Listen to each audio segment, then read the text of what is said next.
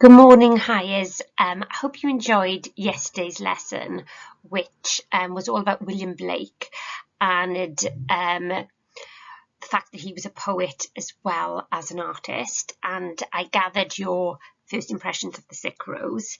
Again, I know it's very short, but don't worry. We can do so much with it. Today's lesson, we are going to be looking at the French Revolution. Now, The Sick Rose is all about the French Revolution, and in order to understand William Blake's politics, you have to understand the French Revolution. So I've found two very funny videos, and I've written quite a lot of questions that I want you to answer on this. But it's really important that you do answer these questions. I'm sorry that both videos have an advert in it, but I didn't know how to remove it, so just try and ignore that little bit of it. I want to reassure you, I haven't lost my mind and given you a massive history lesson on the French Revolution for no reason.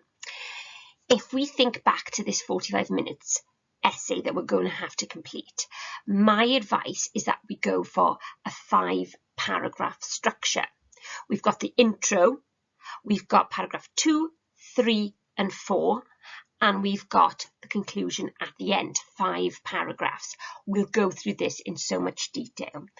But in paragraph 2, 3 and 4, the main body paragraphs, I'm sure Mrs. Gardner's talked to you about this.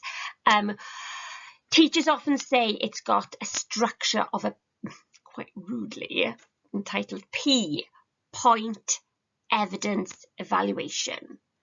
Point is when you've got this question from the SQA. So, for example, choose a poem that's all about love. And in your point, you have to explain how actually this poem is about love. Evidence, you give me a quote. And in evaluation, you describe all the ideas in it.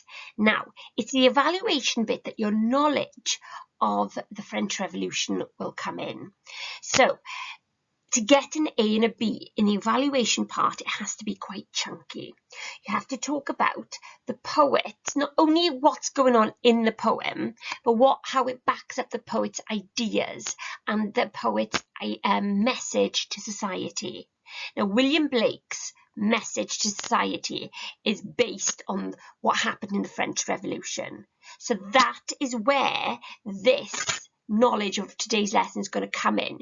It's going to allow you to be able to feel very confident in writing about the horrors of the French Revolution and why William Blake is so worried about this sick rose. Okay, so 3 tasks for you today. Number 1, listen to a video about part 1 of the French Revolution, answer some questions. Number 2, listen to part 2 and answer some questions. And finally, write a paragraph outlining why Britain was so worried about what was happening in France. Why would perhaps, a poet like Blake, a poet in Britain, be horrified? What were the similarities between France and Britain?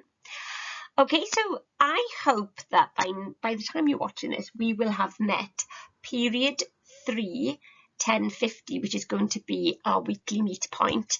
And I hope that we will have ironed out any misunderstandings or gremlins in the system, etc. Please feel free to chat to me on the page or to email me and I'll get back to you. So have a lovely day. See you soon.